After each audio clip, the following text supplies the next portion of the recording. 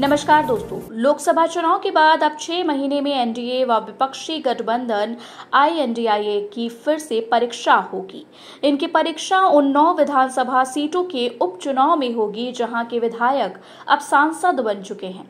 इस परीक्षा में पास फेल होने से सरकार की सेहत पर कोई फर्क नहीं पड़ेगा, किंतु दोनों ही गठबंधन एक दूसरे को हराकर बड़ा राजनीतिक संदेश जरूर देना चाहते हैं। उपचुनाव के लिए जो सीटें रिक्त होने वाली हैं उनमें 4 सपा, 3 भाजपा, 1 रालोद व 1 निषाद पार्टी की है। अब फूलपुर, खैर, गाजियाबाद, मंझवा, मीरपुर, मिल्कीपुर, करहल, कटहरी व कुंदरकी विधानसभा का उपचुनाव होना है। यदि अखिलेश यादव विधानसभा से त्याग पत्र न देकर नेता प्रतिपक्ष बने रहते हैं तो फिर कन्नौज लोकसभा सीट का उपचुनाव होगा। इस उपचुनाव में अब विपक्षी गठबंधन आईएनडीआईए व एनडीए दोनों ही जुटेंगे।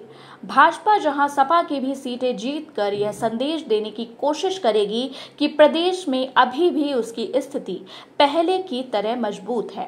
भाजपा की नजर खासकर रामनगरी अयोध्या की मिल्कीपुर सीट पर रहेगी, जहां जीतकर वह फैजाबाद लोकसभा सीट की हार का बदला लेने की कोशिश करेगी।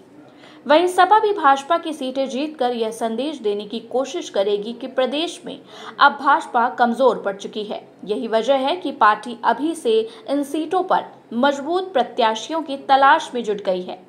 सपा मिल्कीपुर से 9 बार के विधायक अवधेश प्रसाद के बेटे अमित प्रसाद को भी टिकट दे सकती है। यह सुरक्षित सीट है, इसलिए यहां दलित ही प्रत्याशी रहेंगे।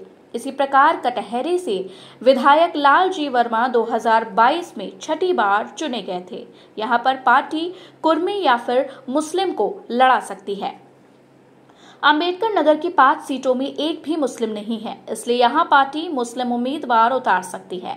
कुंदर की सीट से सपा फिर मुस्लिम पर ही दांव लगाएगी। यहां भी कई दावेदार हैं। मुरादाबाद के सांसद रहे एसटी हसन को भी पार्टी यहां से लड़ा सकती है। अभी लोकसभा चुनाव में उनका टिकट काट कर पार्टी ने रुचि वीरा को दे दिया था। वहीं अखिलेश यादव यदि करह सीट छोड़ते हैं तो यहां का उपचुनाव होगा। यदि विधायकी नहीं छोड़ते हैं तो फिर कन्नौज लोकसभा सीट का उपचुनाव होगा। पार्टी इसे फिर से जीतने के लिए पूरी ताकत लगाएगी।